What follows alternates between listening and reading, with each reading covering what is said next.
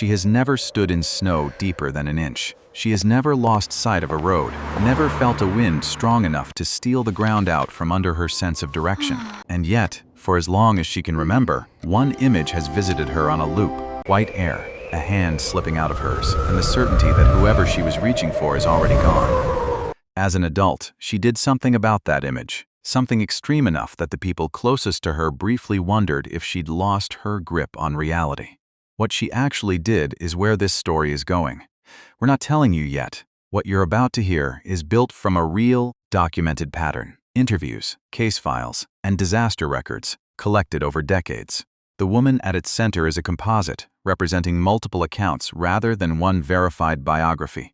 We're telling you that now because the distinction matters. For decades, researchers at the University of Virginia's Division of Perceptual Studies have studied children who report memories that appear to belong to other lives. Work that remains controversial, not accepted scientific fact. But the cases exist, and one feature keeps recurring. Some children don't fear death in general. They fear one very specific way of dying.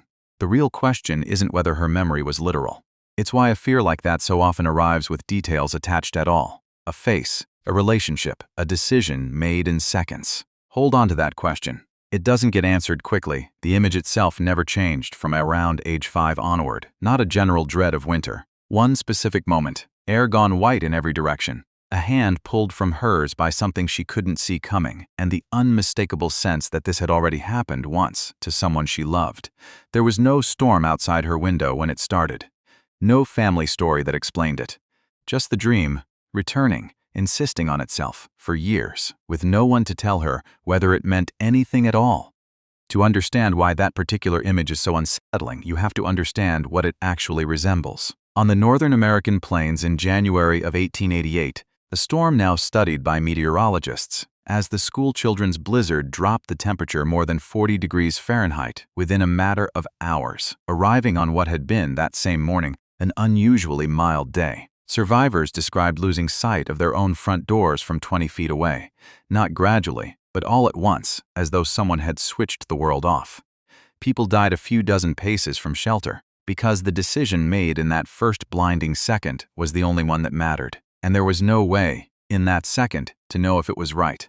Nothing here proves her dream came from that storm, or any storm like it. No one can trace a private image backward to a public disaster and call it evidence. But set the two side by side, and the resemblance is hard to shake. The same total whiteout, the same single irreversible instant, the same helplessness that has nothing to do with how cold it eventually gets, and everything to do with what you can no longer see.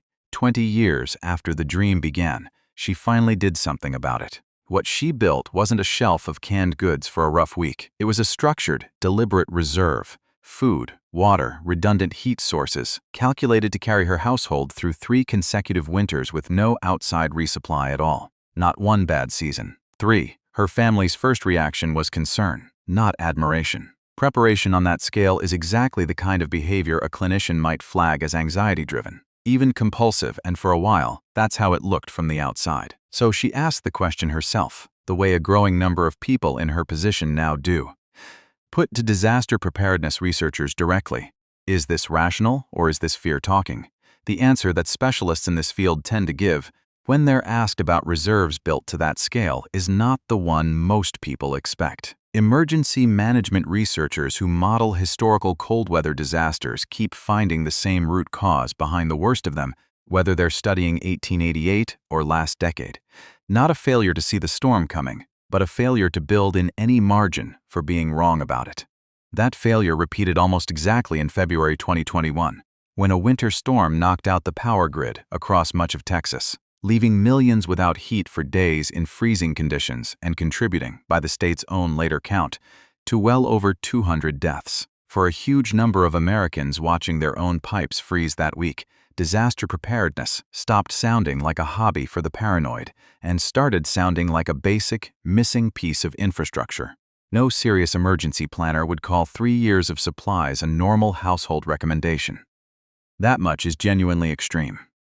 But the principle underneath it isn't irrational at all. The more completely a household can function without outside systems, the less vulnerable it becomes when those systems fail. Her fear hadn't disappeared. It had become infrastructure, Which brings the real mystery back around, because none of that explains where the fear came from in the first place, only that it turned out to be pointed in a useful direction. There is a serious explanation that requires nothing supernatural at all. Researchers who study trauma across generations have documented families passing down acute, specific anxieties through parenting, tone, and half-told stories, even when no one ever names the original event outright. A fear that skips a generation in words can apparently still land, fully formed, on the person who was never told anything. That alone could account for everything in this pattern, start to finish, with no unexplained memory required. And then there's the harder possibility sitting beside it. The reason Stevenson's division is still open after 60 years instead of quietly shelved.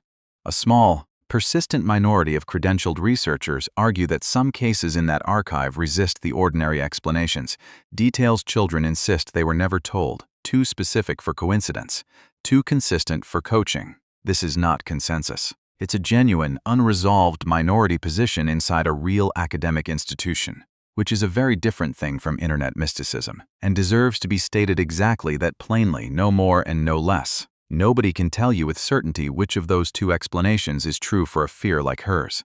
Not the psychiatrists, not the disaster researchers, not the people living inside the pattern themselves. And here, finally, is the question worth sitting with, the one this whole story has been walking toward. What if that uncertainty was never the point? Somewhere underneath both explanations is the same plain fact. A fear nobody could fully account for produced a decision that, by everything disaster science tells us about that scenario, could have dramatically increased the odds of surviving it. Inherited or remembered, borrowed or original, the fear worked. She still doesn't know whether what visits her is a memory. What she has instead is 3 winters' worth of proof that it doesn't need to be one.